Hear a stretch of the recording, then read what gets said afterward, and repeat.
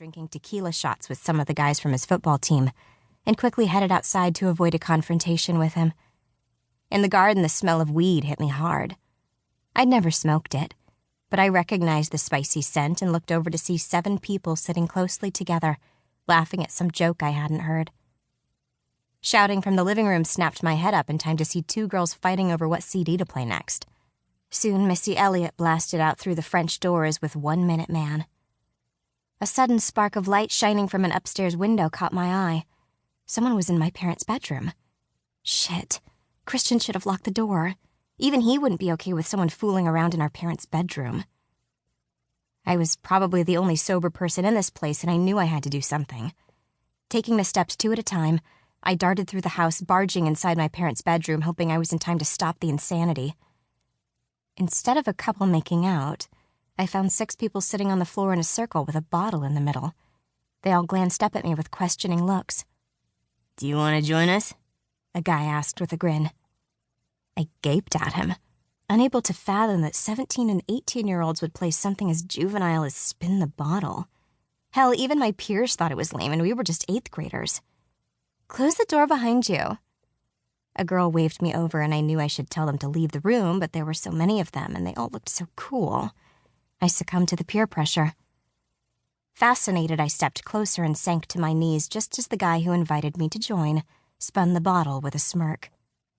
The bottle spun, and when it slowed down, my heart started thumping uncontrollably as it took a last round and slowly turned toward me. Automatically, I leaned away and held my breath as it pointed right between me and the girl next to me. "Julie," the group called out, and I could breathe again. Julie giggled, and she didn't seem to mind that she had to kiss one of the guys. I swallowed hard when I realized that the kisses weren't just quick pecks on the lips, but full-blown French kisses, with tongue. I'd never kissed anyone like that before. I mean, there had been chaste kisses with closed eyes, but nothing like this. And I stared in fascination as the game continued, and practically evolved into 30-second makeout sessions with hands behind necks, cupping faces, and a bit of groping, too. When the bottle spun for the 6th time, my luck ran out. It pointed straight at me, and they all eyed me with eagerness as if I had a neon sign above my head blinking, "Innocent." The guy across from me was a senior. I'd seen him at my brother's football games but didn't remember his name. He was one of the heavy linebackers on the team, and I felt tiny compared to him.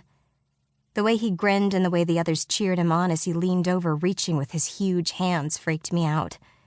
I really didn't want him to kiss me, but I also didn't want to chicken out now.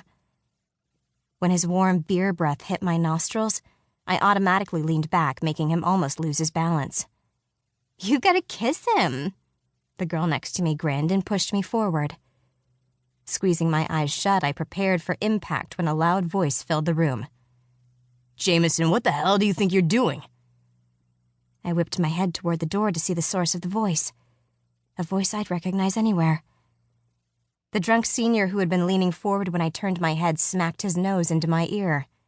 "Hey," he complained, but I was too busy staring at Jake to care. Jake stabbed his pointer finger into the air. "That's Christian's little sister, you moron."